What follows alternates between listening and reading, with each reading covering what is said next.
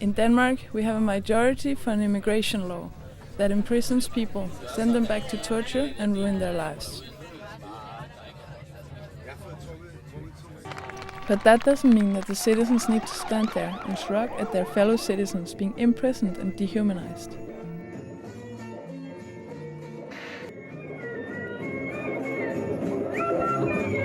Mange af de her mennesker kommer desværre også fra lande, som Danmark har været med til at besætte. Og det absurde er, at de her mennesker alligevel ikke får asyl, selvom vi fucker deres lande op.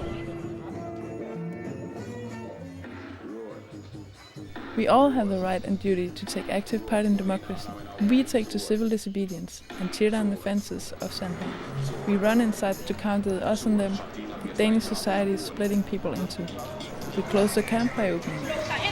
Så det vil sige, at de har ikke engang privatliv, når de bor på Sandholm eller andre asylcenter i Danmark.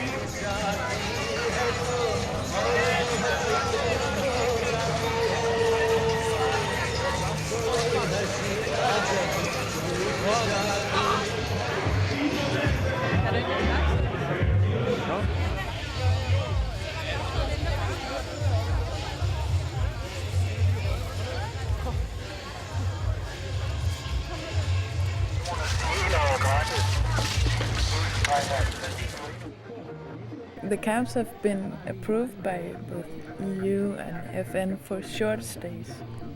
But since people are staying there for years and years, it's completely unacceptable, and there's been a lot of criticism from doctors' unions, from the EU, from the FN, from human rights groups, because it's not suitable for people to live there, to have their whole life going on there.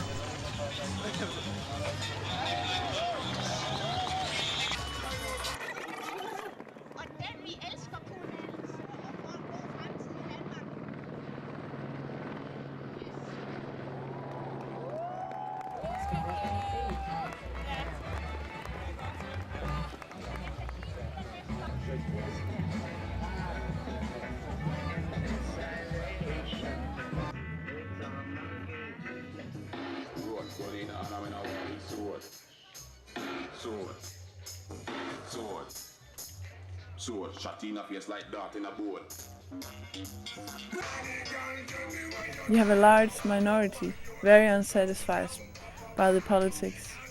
And this has created a base for a social uprising. And we saw it during the eviction of the youth house and when they tried to evict Christiania. And this is of course a basis for people who actually want to do something concrete. We see now that there's a protest rising against the immigration law of Denmark. This action collects a lot of different organizations and initiatives and people.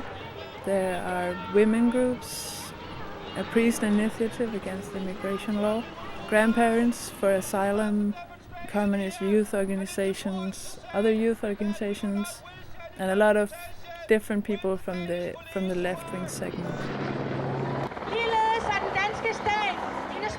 Tusindvis af mennesker i interneringslejre uden de mest basale rettigheder, såsom retten til at arbejde eller uddanne sig selv. Civil disobedience is a fundamental part of democracy, in my opinion. Some people might think that democracy is about the rule of the majority, and that it's an authoritarian system where you only vote 4 times a year and then you have some politicians deciding everything.